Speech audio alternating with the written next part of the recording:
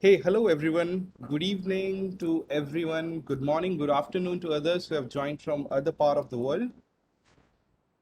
I hope everyone is doing good. So I see we have currently 75 participants joined. That's awesome. I would like to welcome everyone. We are going to just begin shortly in 1 minute. Let's wait for a few more participants to join and we will begin shortly.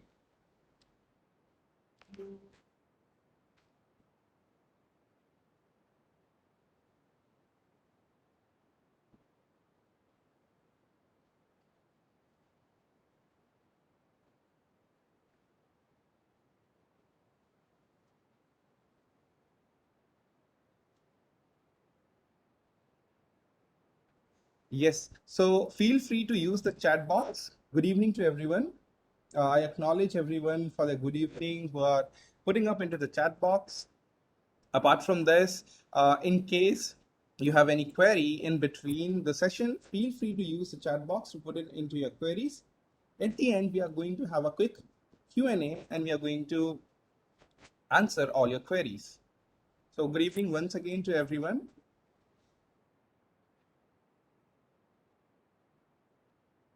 All right, so let's start this.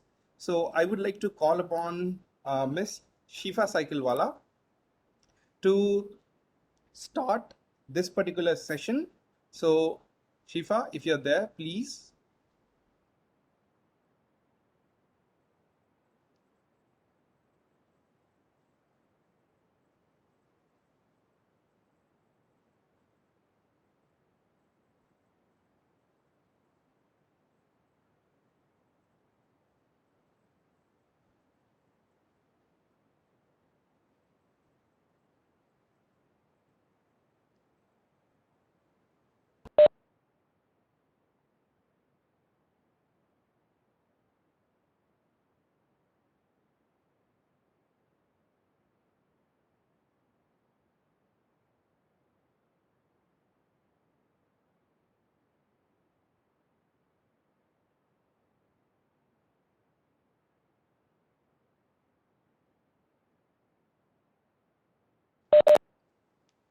Hey, sorry everyone. So I think there's an issue with permission. So just wait 1 minute.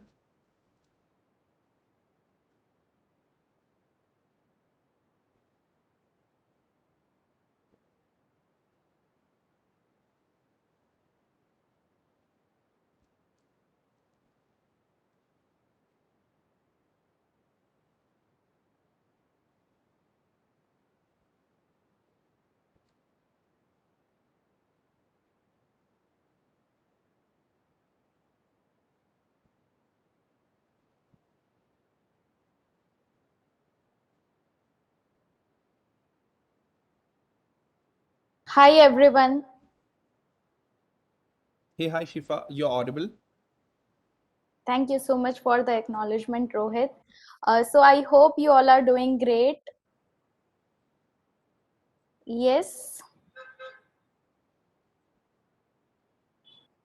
yes. So keep it interactive, guys. Okay, so I am getting some thumbs up. So I hope you all are doing great. And I am super excited to announce about Indian Army Hackathon. It's finally here. So are you all excited? Uh, Great.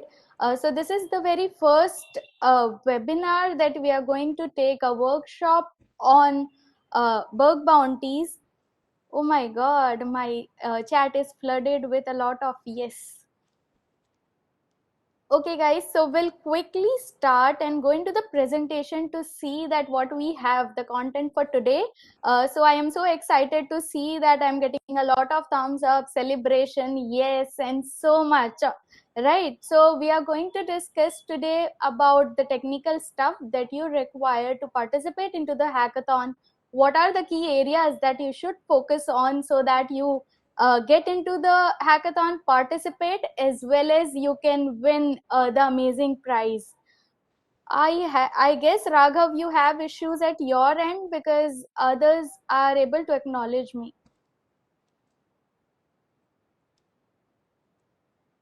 Okay. Some of you are able to hear, some of you are able to not hear. I am confused. Should I speak loud? Okay. So I am super excited. I was talking about this webinar, this workshop. We are going to talk about the technical stuff that you should know while you are participating into the hackathon. What technologies you should focus on so that you can get into solving CTF. There are so many things that we have planned. The difficult ones are also there. So it is going to be a lot challenging for you. So we are going to discuss, give you some tips and tricks so that you go into the right direction and start learning about it in the span of this 10 or 12 hackathons that we have, workshops that we have prepared. So what I'll do is I'll just share my screen and show you that what we have got for you today. Please acknowledge once the screen is visible.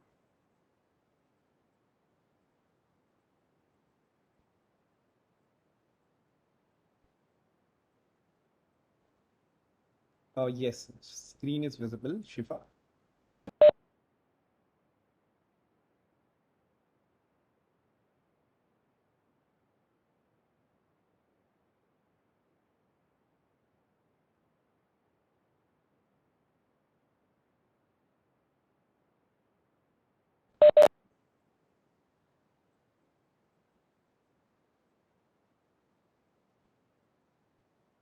I am sorry, I was on mute and it got logged somehow.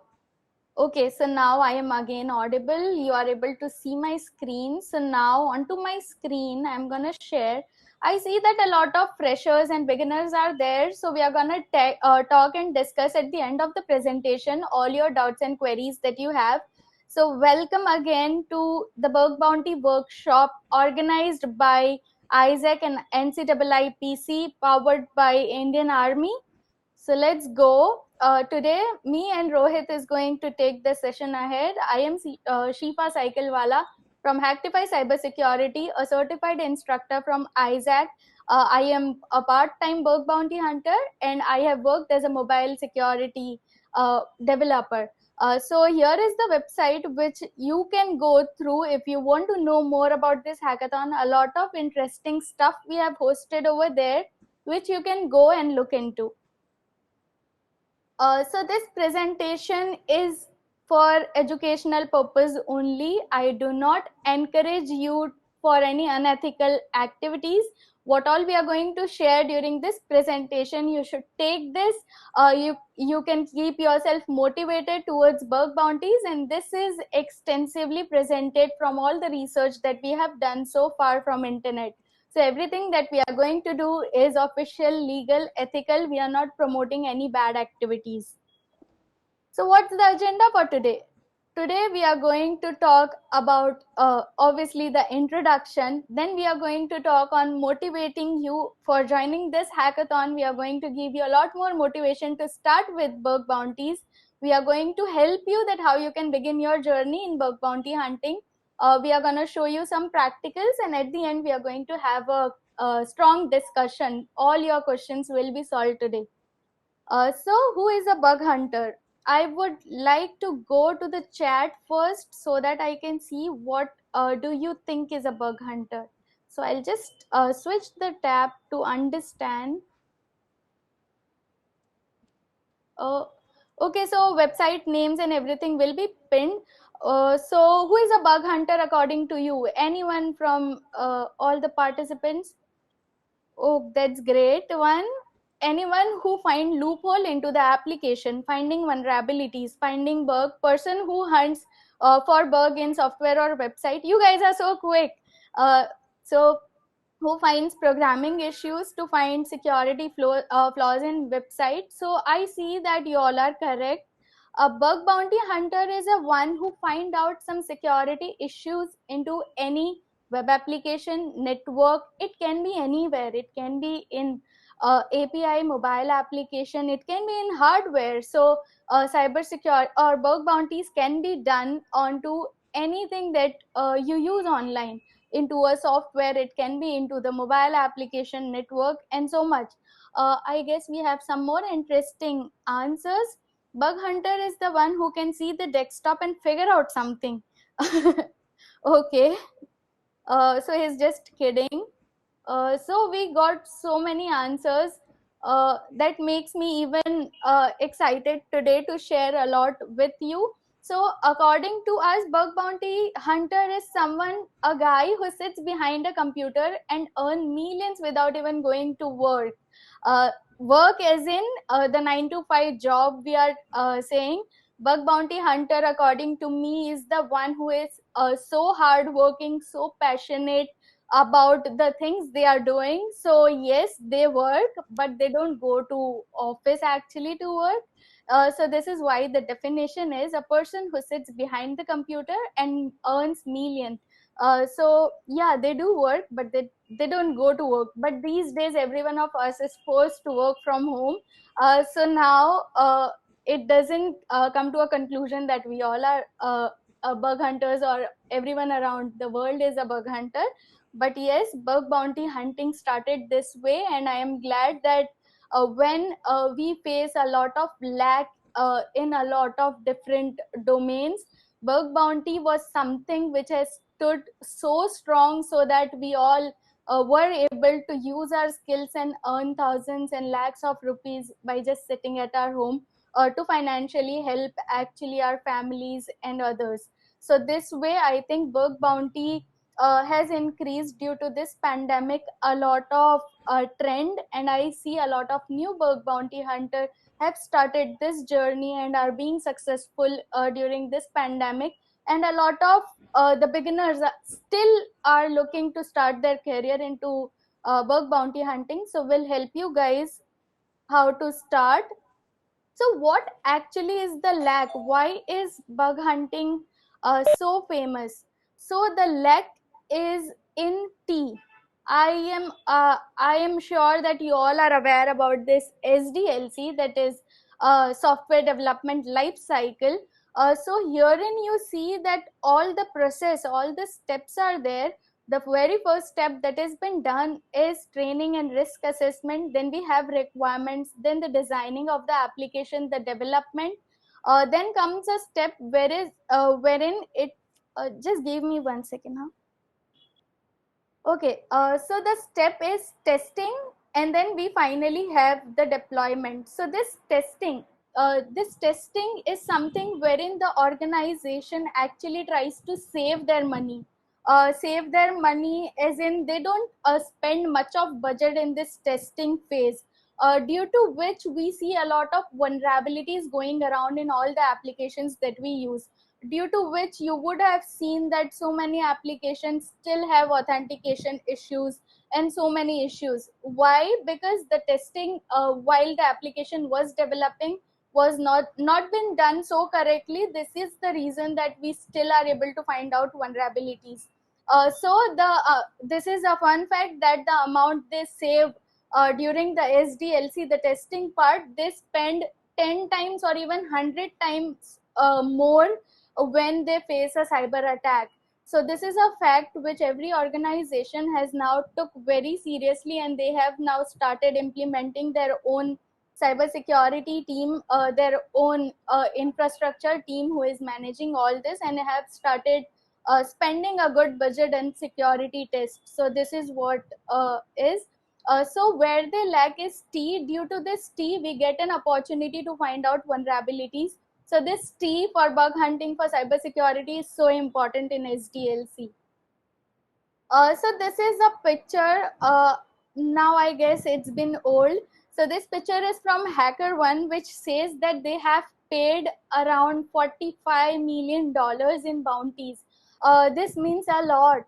So HackerOne is a platform wherein so many organizations have registered themselves, and so many bug hunters have registered themselves, and they can just go find out bugs on any of the listed website. There are some private programs as well, but still we have a lot to look for. So they basically manage the program for you, as well as the bug bounty hunter. So this way they have created a crowdsourced platform So they have into their article said that they have spent so much on bug bounties. They don't pay you from themselves. They take this report, verify it, send it to the organization. This way the payout comes, and this way they all do the calculations. So this is what they have said. So I think it's a lot to be spent on bug bounties. That means we can see that it's a lot of money. This job, the bug bounty hunting, has actually so much of rewards. Here you can see that Apple has paid 75,000 to a hacker for hijacking iPhone camera via Safari. So this news has been pretty famous online, so I am sure that you would have gone through this. So Apple have paid $75,000 to the one for one single bug. Even I am into Hall of Fame of Apple. I guess 12 times. I also received around $8,000 from Apple. So Apple pay you huge amount. So you can also try on Apple, but not on the very first day of your journey. Yes, take some time to analyze, to understand the whole infrastructure, and then slowly you can start hunting on Apple. So hackers, where are these hackers located based on geography? So you can see that yes, 12% of the hackers stays in our country, in India, and other places obviously. So here, according to this research, it shows that the payouts for bug bounty hunting, the average payout, and you can see that India is scoring the second position in terms of payouts. That means we have so many bug hunters around the country, and they are increasing day by day. So what percentage of income from comes from hacking? The survey has been done to find out that what percentage of one individual's income comes from bug bounty hunting. So a lot of them said that only 10% of income I earn from bug bounty hunting, and the rest of the income is my permanent job or something. There are people who said that 20% of the income comes through bug bounty hunting. There are some who said 30, 40, 50. And I was amazed when I saw this, that 100% of income is also through bug bounty hunting for 22% of audience. That means there are people who only do bug bounty hunting for their survival, for their responsibilities, family needs, etc., etc.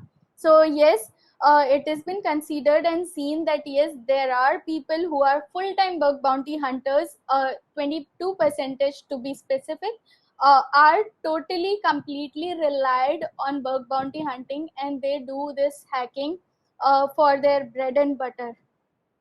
So hacking is helpful for career. So is hacking helpful for career? Can you make a job out of it? So yes, 80% of individuals said yes, that hacking is actually helpful for their career. I'll give you some examples how, and I also want you guys to share some of your views if you have seen.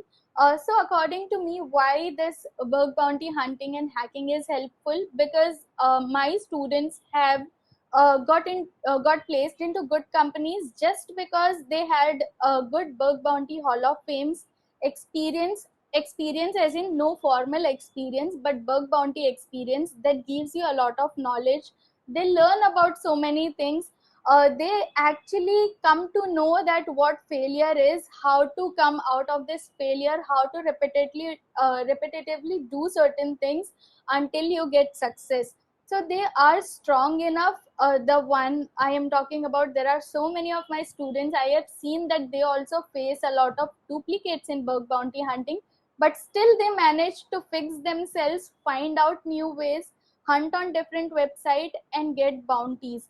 Not only bounties and hall of fames, so this makes them overall so strong, so that they are able to compete to the other part of the world, the other competitors, the other students who are also trying to hunt for a job. And this way I have seen that while answering, when you know that how to do certain things practical, you are even more confident. So this way this helps you in building the overall strength as well as the confidence in you, and you can obviously place all the hall of fames and certificates that you have achieved so far into your resume. that attracts the interviewer as well. I would like to share one more scenario with you where my student sent a bug bounty report to an organization. They accepted his report even though they didn't had the program. This is not, I'm not promoting that send report to the one who do not have program. This is against law, but still he did because it was his friend's company or something only. So he sent them the report. They accepted. They said that thank you so much for doing this for us. He again find out another critical vulnerability. He again sent the report, and this way they said that why are you working from outside, come into our team and work for us full time. So bug bounty actually lend you to a full time jobs as well. This gives you an opportunity to work for them full time. uh, this is one, and another is I have seen one student shared a screenshot with me saying that ma'am, I have got something like this. So what was that something? So he was using Burp Suit to do testing. When he captured request and he was trying to hunt, so he found out that there was a message return. It says that if you are here, you are able to see this message. Here is the job ID, you can take this ID and you can apply directly. We are actually looking for someone like you. So this is a very cool way of hiring, right? No other job will be hired this way. So you capture a request just for bug hunting, just for fun, and you are actually now employed to certain organization. So this is a super cool way I have found out for getting a job. If you have experienced any of these, uh, okay, yeah, Easter eggs. Only Rohit is interactive, no other person is interactive. Have you ever been through these scenarios, or you all are not able to hear me? Is this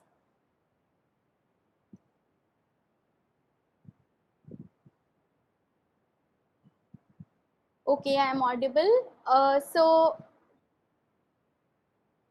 happened in CTF. Yes.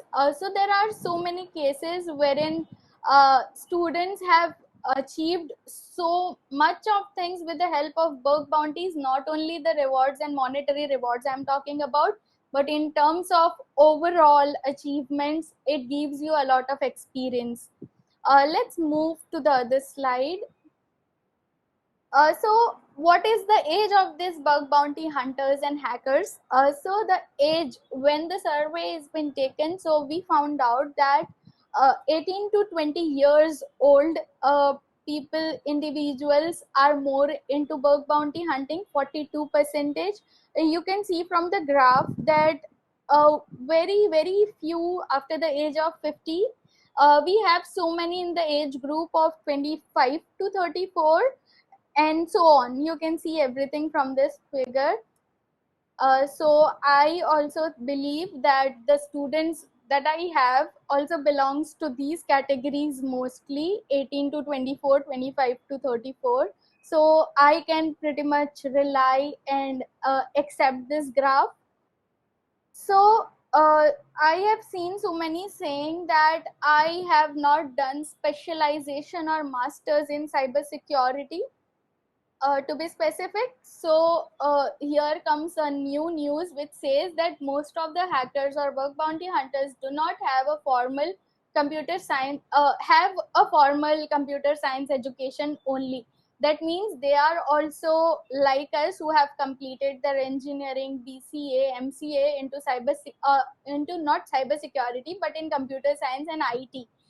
So that's okay if you have not pursued the specialization. There are very few colleges offering this. Now they are taking a lot of steps towards making cybersecurity full-time courses. Firstly, it wasn't there, so there are very few who have actually specialized into cybersecurity, and others, most of them have completed computer science and IT. As far as my knowledge goes, I and Rohit belongs to electronics and communication engineering. So yes, we also have this scope of getting into cybersecurity and doing a lot of stuff. So electronics and communication engineering helps you develop overall networking fundamentals so strong so that you can get into cybersecurity easily.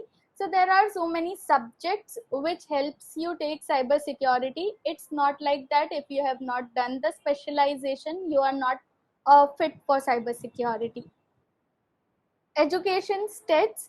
So a survey has been taken and found out that some of the bug bounty hunters, 26% of them have completed their high school only, and 14%. I was shocked when I saw this, that 14% didn't had any of the above. That means they didn't even completed their high school, but still they managed to earn through bug bounties.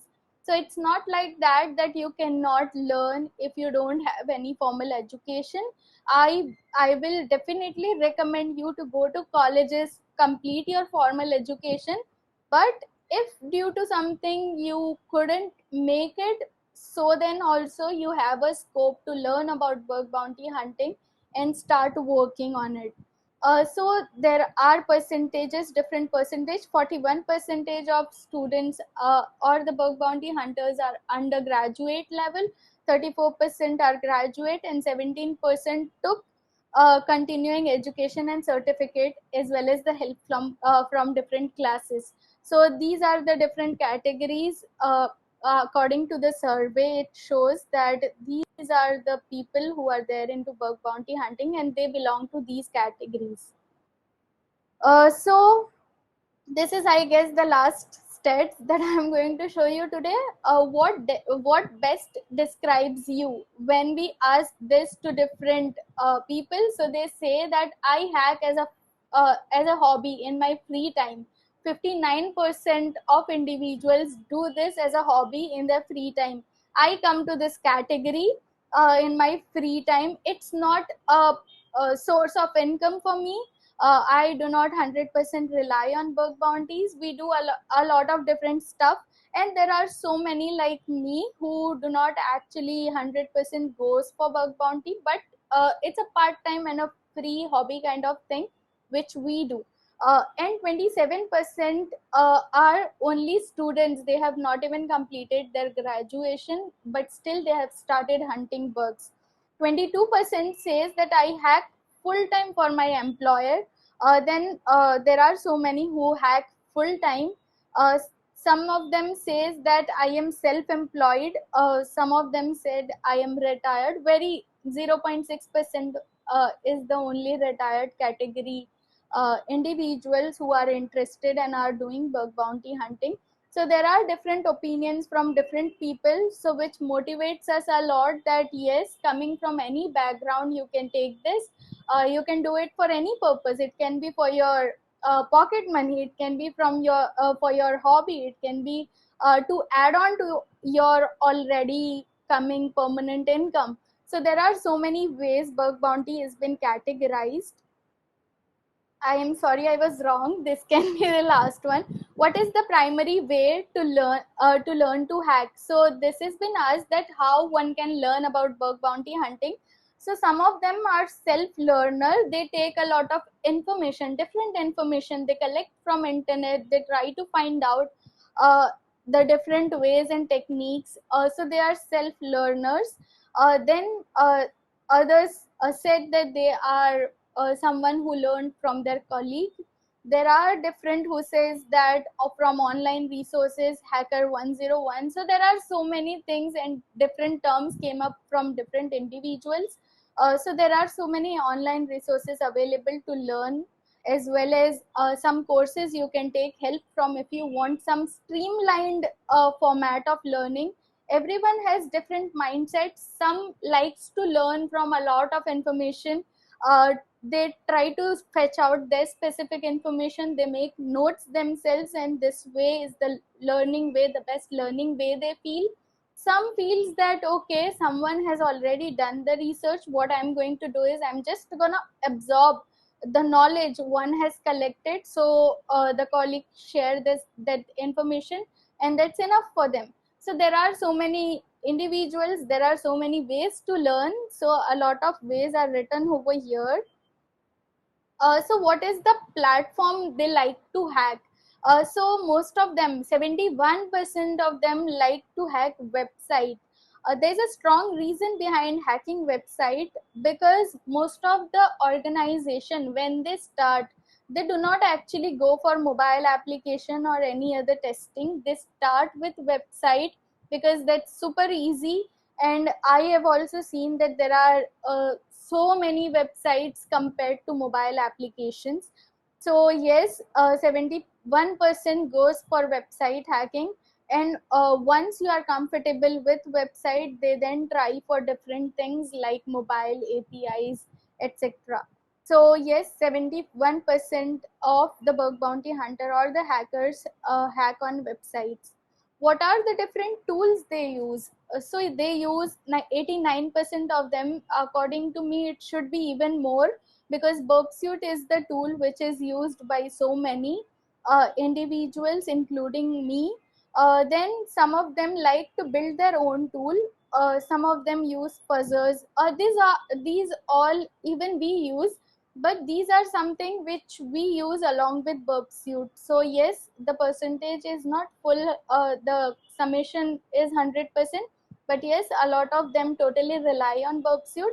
And there are so many tools nowadays like Nuclei, which has actually proved to be very good in market, and I personally like that tool, that also being open source. So there are tools and scanners which are coming on daily basis, and some of them are really good, so that you should go and try them out along with Burp Suit. So I guess Rohit will help you more on how to begin your journey in bug bounty hunting. So I would like to hand over this to Rohit, and at the end we are going to connect back to complete all the questions that you have so far. I'm gonna have a look at chat now. Thank you, Rohit. Thank you, everyone.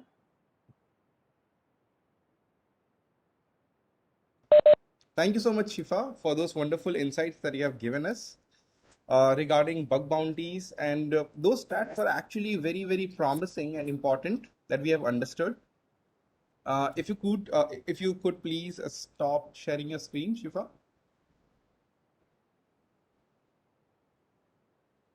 Oh, great. Thank you so much. So those were actually very, very interesting stats that have been shared by Shifa. And yes, they are important. Why are they important? Because a lot of people think that if I don't have a master's degree or a graduate degree specific to cybersecurity, I cannot jump into doing bug bounties or doing web application pen testing. This is incorrect information. A lot of people can do bug bounties and web application pen testing without a formal education degree. A lot of hackers from HackerOne and Bugcrowd have proven, has shown a record in which they do not own a specific master's or MS degree in cybersecurity. Now, coming to a point that in India as well, there are plenty of good, excellent bug bounty hunters. They are not coming from a specific background. I interact with a lot of students and I see that a lot of people come actually from non-technical background as well. The people are coming from BCA, MCA, and MBA as well. So if you have that preconceived notion into your mind that I will not be able to do this because this requires super technical skills, then it is not like that. Definitely you can do it. It would require skills and you can develop skills. Everyone can develop skill sets. Yes, by learning stuff, by practicing and putting your time, energy, and efforts into it. Everyone can get experience and learn out of it and then develop your skills simultaneously. All right, so having said that, I'm just going to share my screen and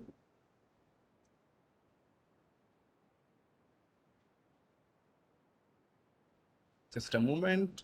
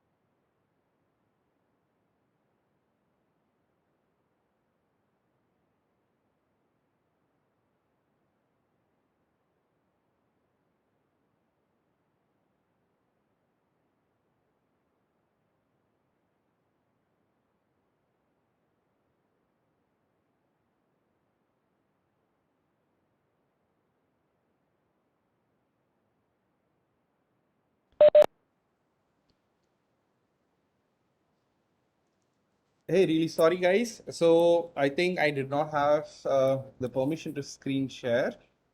I don't know why.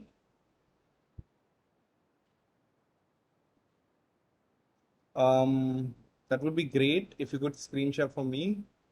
Thank you so much. Okay, guys. So now we are going to discuss about how you can also begin your journey in bug bounties.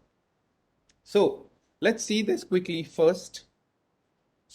So, big the first step to begin your journey in bug bounties would be learning the basics about bug bounties and understanding what are actually the programs where you can report vulnerabilities or you can read more from, or the reports can be, or maybe the HackerOne activity or bug crowd disclosure reports. These are super useful assets for anyone to begin with, as we are focused towards understanding how bug bounty can be helpful to beginners. I'm going to talk about what should be the psychology as well, so that you guys understand the actual meaning of bug bounties. So here I have mentioned some of the bug bounty hunting platforms, for example, Bugcrowd, HackerOne, Synac, Cobalt, Bug Bounty HQ, Hacken, and Open Bug Bounty. This is not in a certain order.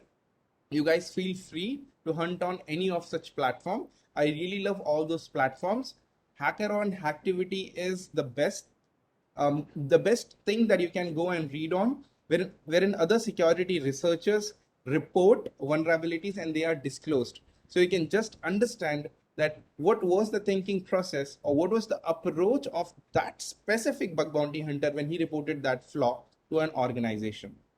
So all of those platforms are free. Make sure you go there and see.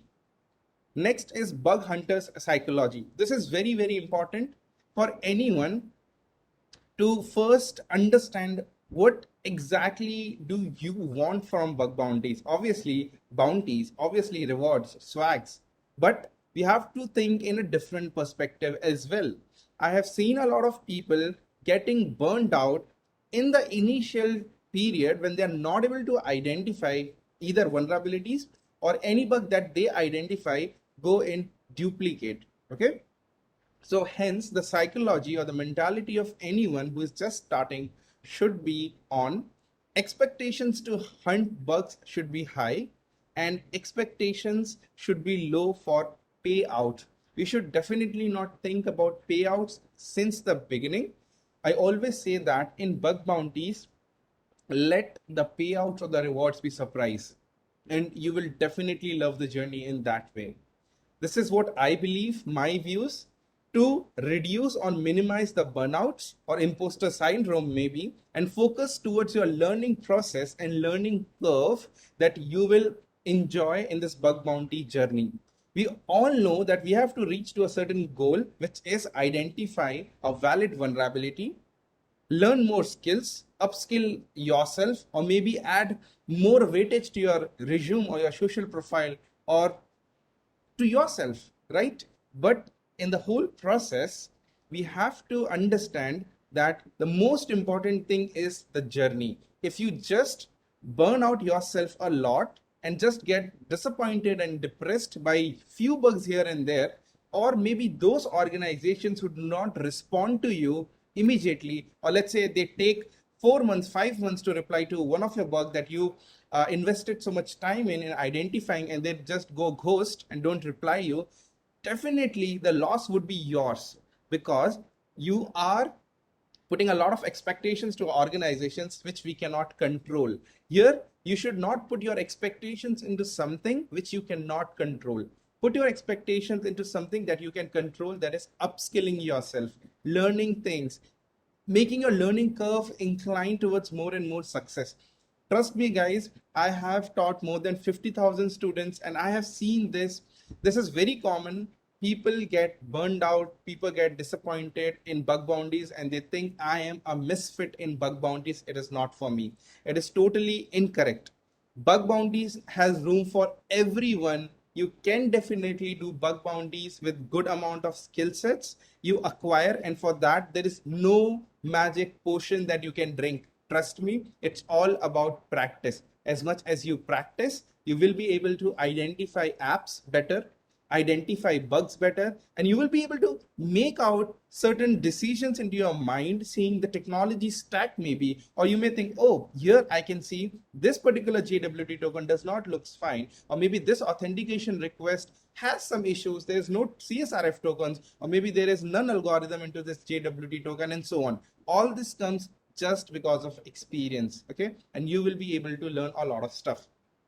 I'm sorry if I'm talking a lot, guys. Let's quickly skip on to the next one. That is benefits. So what are the benefits of bug bounties to everyone? So I can see a lot of emojis coming up onto the screen. That's awesome. That means everyone is interactive and is liking what we are speaking. That's amazing.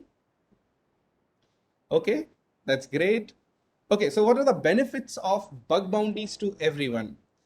Bug bounties comes with a win-win situation for both the parties, the organization and you as an individual. How? So when you report bugs to the company, just see on the left hand side of your screen, you can see you're making the applications safe. When you're making the applications safe, automatically you're preventing cyber attacks, data breaches that we recently saw in Twitch. We recently saw in a lot of different applications like MobiQuick and others.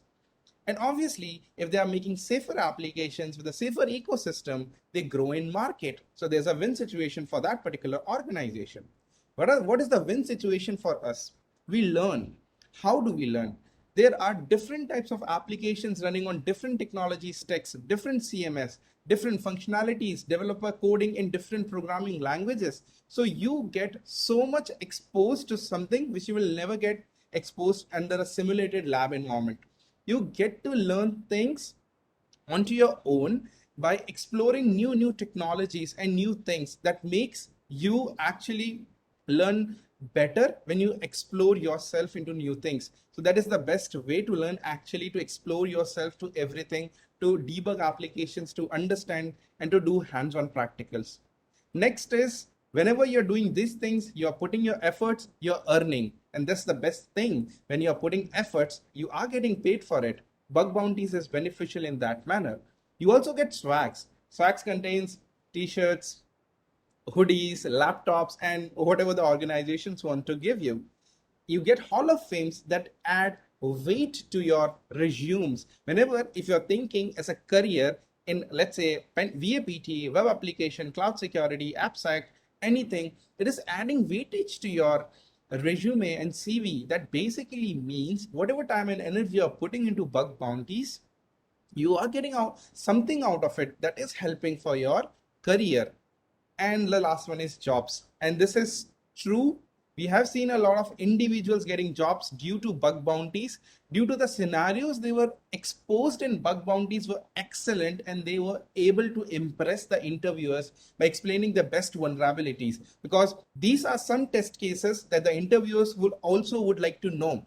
They definitely would like that you have done hands-on on DVWL labs, but if you have done hands-on on bug bounties in real-time scenarios and have identified a unique vulnerability, it just blows the mind of the interviewers, and they understand that yes, you have an awesome practical approach. You're not a theory person. You know practically how things work, because you have actually have made your hands dirty in this bug bounty game, and that is super useful. Trust me, guys, people who say that bug bounties are not useful for job, they do not actually know the importance of bug bounties. They already are, maybe are doing already job, and they do not care about the community, hence they are misleading it. Trust me, I have a lot of students who have got jobs due to bug bounties. I have interviewers. If you want, I can ask them to talk. They are from different big four organizations, and they give priority to people who do bug bounties because they have a different mindset when they have got exposed to these types of applications. So that's definitely helpful. Okay, so we talked a lot about bug bounties. So you may think, if you are a beginner, I assume we have 144 people connected. I assume that 50% of you may be beginners over here, or maybe more than that. So what is the first step to learn things? OWASP. OWASP is a very important step. OWASP stands for Open Web Application Security Project. It's a non-profit initiative organization who has underlined the basic foundation of web application vulnerabilities. Definitely check out OWASP Top 10 on their 20th anniversary. They have released the newer version of OWASP Top 10, which is 2021. Go and check out, learn about what is OWASP. I'll give you a gist about it. So it contains 10 vulnerabilities that are most common. So there are 10 categories of vulnerabilities which are most common, which are identified in websites. Okay, so websites, we generally call them as web applications. Okay, so just go and check out about OWASP and make this as your first step to jump into bug bounties or web application security. OWASP is must. You should know it. Next. Okay, OWASP also provides you practicals.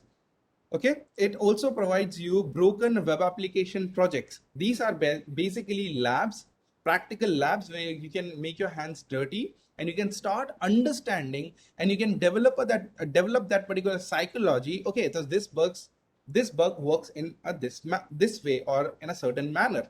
Obviously, I would not recommend you, if you don't know anything about bug bounties or web security, anything, do not jump onto the live websites because you may get demotivated or may not understand what things are going on because there would be different scenarios in each web application. Solve the labs first, make your core fundamentals very strong, and then move ahead to the live websites. So just Google up about OWASP Broken Web Applications project. There are more than 10 such projects which you can use. For example, DVWA, WebGoat, BWAP, JuShop, etc. Okay, next. Okay, so being technical to get started, is this required? There would be a question, and the answer is yes, you need to be technical. You should know the basics about all this stuff that has been mentioned on your screen. Learn how Linux works. All of you are aware about Linux. I know that a lot of people use Windows computer in their home workstation setup. Generally, this is a very common thing in Indian households or maybe every part of the world. So still, you should always try to explore things in Linux. Linux is amazing. Linux is used in server configurations throughout the world for majority of the organizations. And why I tell you to learn Linux, because whenever you're going to do bug bounty hunting, at that time, the platform that you would be interacting would be running on Linux. So you should know what is at least Linux directory structure or Linux permissions or stuff like that. So Linux understanding is very important. You should be able to know what are the basic commands and stuff. So download any version of Linux. I'm not saying specifically go ahead and download Kali Linux. I don't know why a lot of people say that to be a hacker, you need Kali Linux. It's totally not like that. Download a plain Debian version, a plain version that is more than sufficient. And any tools that you require, you can keep on installing those tools as per your needs. Okay. All right, the next is how web server works. You should know what is Apache, what is Nginx, how you can set up Apache and Nginx. Recently, there was a very awesome zero-day drop for Apache, which was Spark Traversal, which was later on identified to be a remote code execution. So understand how web server works. For that, simply download Apache into your computer, set up Apache, set up virtual hosting, try to set up a small server, try to set up an SSL certificate by your own using OpenSSL. This all thing will give you a lot of idea of how things actually work. Next is protocols. Learn about what are ports and protocols. What is FTP, SSH, SMTP, SNMP, what is POP3, how does these things work, okay? Learn about how mobile works. So by this, I mean not to use your mobile phone, like using applications like Facebook or Instagram. Understand how mobile Android operating system works. What is the kernel? How applications are installed? How can you develop your own applications? Maybe try to fiddle up with Android Studio. Try to make a debug application. Try to install it. Try to see what is SSL pinning and stuff. Okay. Next is learn how network works. Networking is important. You have to see and you have to learn the importance of networking. I still see a lot of people do not know what is the difference between bridge, NAT, and host only types of network when they make virtual machines. So you should know networking, you should know what a firewall, router, IDS, IPS is. What is the basic difference between subnetting? What is the basic difference between supernetting? How networks are divided into? What is CIDR range? What is ASN range? What is BGP? And what are routers, switches, etc. Just the basic definitions or basic understanding of it. I'm not saying that go ahead and go certifications like CNAC, CNP for networking, but understand the core fundamentals which are required. And at the end, learn programming. Programming will be definitely helpful for you. A lot of security researchers and hackers are there who does not know programming, so that is fine. You can do bug bounties, you can survive the bug bounty game without programming. But if you know programming, that's icing on the cake, because you will be able to understand a lot of applications by just seeing at their source code. You would be able to develop your own scripts or maybe tools on the fly if you do not have any such tool handy, or if you think there is no functionality added in a certain tool and you need that functionality, you can just code it quickly. Hence, programming is required. Always remember, I have talked to a lot of people who say, if I knew programming since last few years, it definitely would have been very helpful for me in bug bounties. So they start learning programming after a few years. But if you start doing it from the initial level or from the beginning, that is going to turn out to be really very awesome. Also, if you already know programming, if you are doing coding in Python or any other language, that's awesome. Keep doing it. It is definitely going to be helpful in longer run. Next, Burp Suit. As Shifa expressed in the beginning, 89% of people use Burp Suit. What is Burp Suit? You may be wondering, what is so magical about this tool? This is an industry-wide tool which is used for security testing. It is a proxy tool which is bundled up with a lot of features. The alternative to Burp Suit is ZAP, which is Z Attack Proxy by OWASP. It is open source. This is commercialware, but Burp Suit also gives you a free trial version known as Community Edition, which is free forever. You can do most of your work through the Community Edition. I still use Community Edition sometimes when I'm not handy with the pro license that has been given by my organization. So Burp Suit is an awesome tool, and I generally tell people to focus more on this, because whenever you're going to land a job in organizations, they are using these commercial tools like Burp Suit. So at that time, you are very much used to the UI functionality of this tool, so it becomes really very handy. Apart from this, feel free to explore ZAP as well. It is an amazing project, amazing tool, which has been continuously updated with a lot of cool features.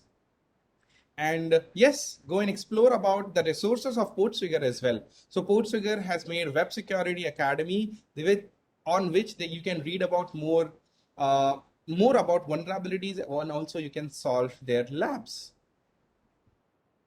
Okay, so how does Burp Suit works? On your screen, you can see I have done a quick demonstration of how a proxy would work. So Burp Suit is a proxy. You can see onto your left-hand side is client, onto the right-hand side is your server, and in your middle is the proxy. The spider is your proxy, that is your Burp Suit. Okay, so whenever the client, that is Rohit, wants to access Facebook, and I want to send a message to Shifa, let's say hi. So the client, which is me, my web browser, my request will go to my proxy, that is the Burp Suit, which is set up, which is inside my computer in my laptop, which I've set up. My request goes to proxy and it halts on the proxy, as you can see over there. Now in my proxy, in real time, I can see the request. Where is it going?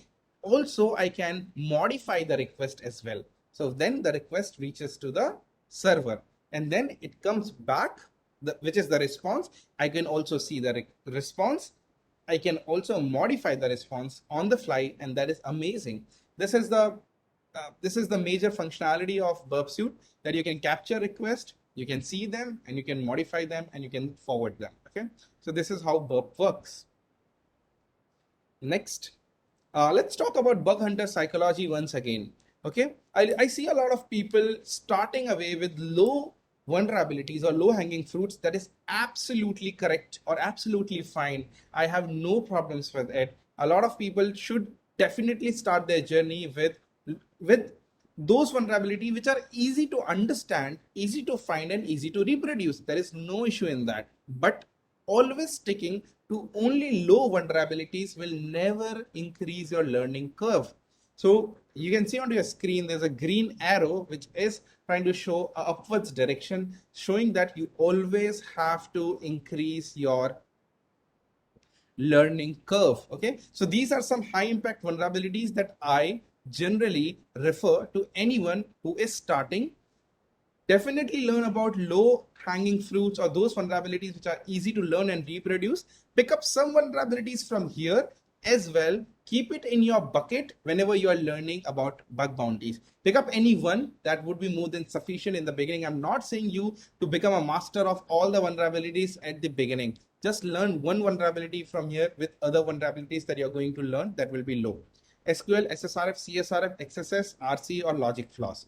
Okay, this will definitely push you.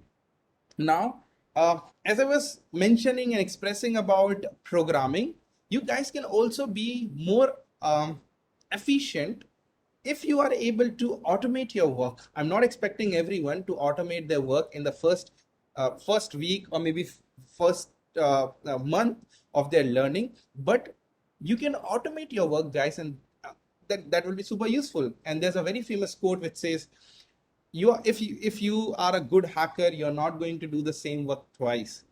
If you're doing the same thing twice, then you are not a good hacker. Try to automate the basic stuff that needs to be done repeatedly. Do not do the repetitive work. Why do we need to do the repetitive work?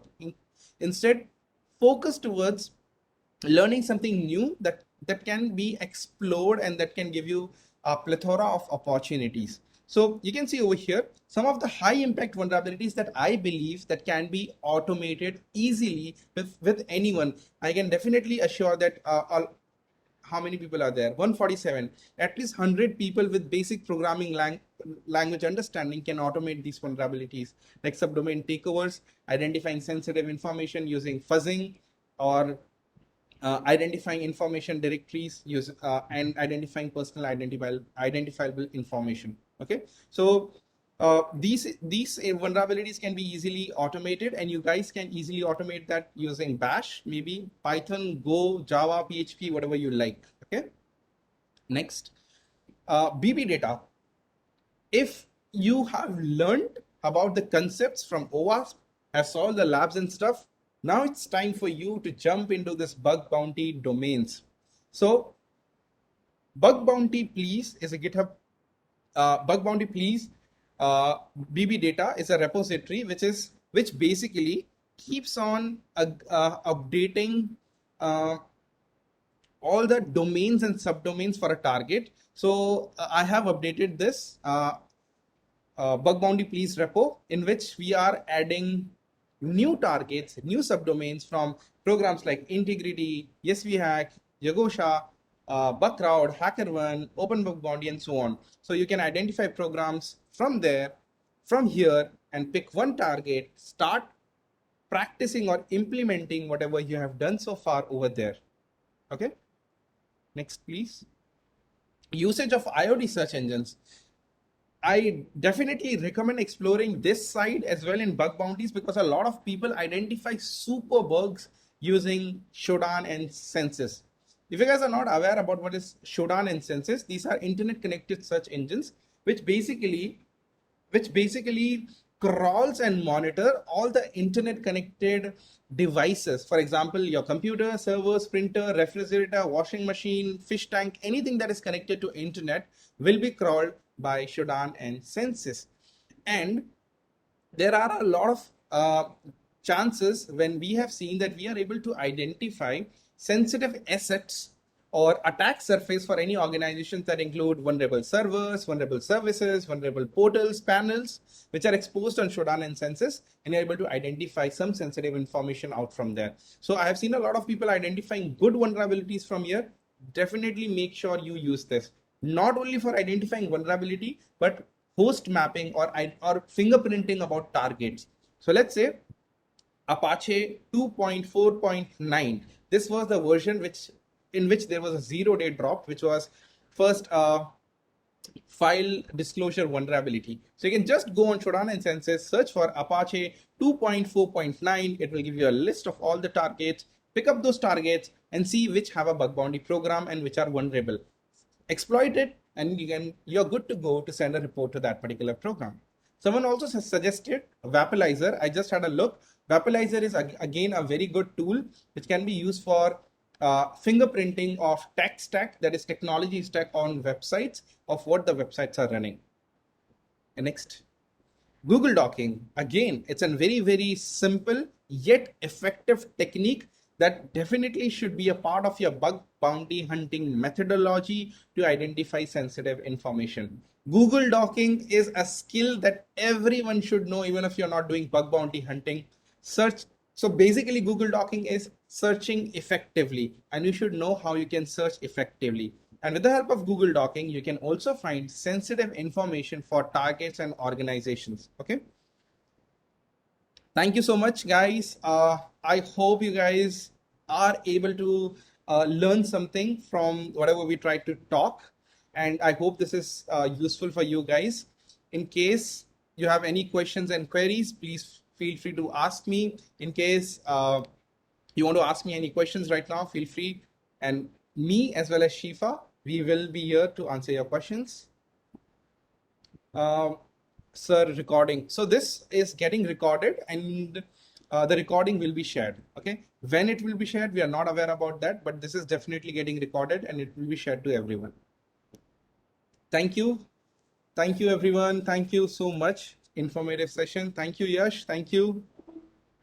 Where it will be shared. So the platform is still, we are planning, maybe it would be on YouTube. We are planning to make a playlist of all the days, all the sessions of weekends, and we're going to upload it over there.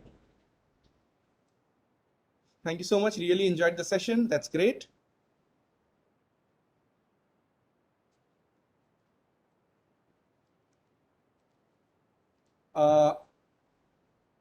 Okay, there's a lot of questions coming up. Very quick. Thank you. Can you tell me more about Shodan, how to use? So you can just go to shodan.io. There's a search bar. You can also read the help menu of Shodan, wherein you can see what are the different search queries, and you can use those search queries to identify stuff. Okay. May I know what will be discussed in the next session? Okay, so what we are planning is, so today was an introductory or motivation kind of session for bug bounties. What we are planning is from next time onwards, we are going to pick up one vulnerability and we are going to teach you that vulnerability every time for the upcoming sessions. So this is what we are going to do.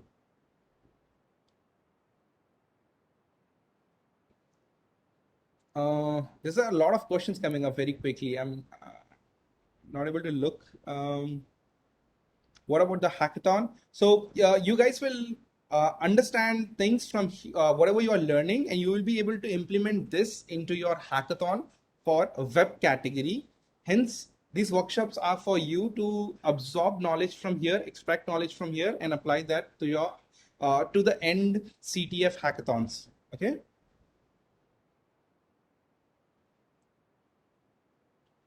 Will there be live hacking?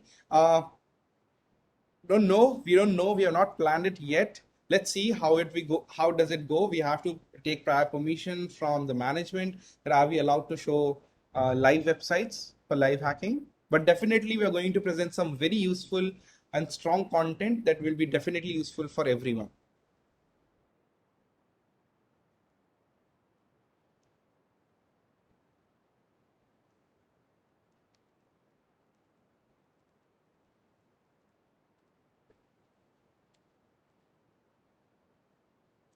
Okay, so if we first directory, should we limit the throttle time because I have community edition?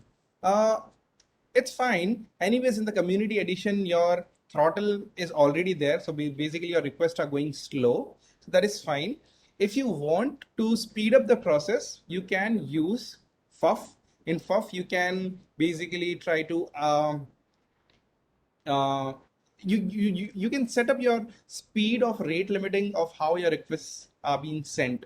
Don't worry if you're not aware about FUF. We are going to teach FUF and fuzzing as well in one of our classes. It is in our plan of the workshop that we also teach you how to do fuzzing effectively. Okay. Okay, guys. So thank you so much. It was a great time connecting to all of you.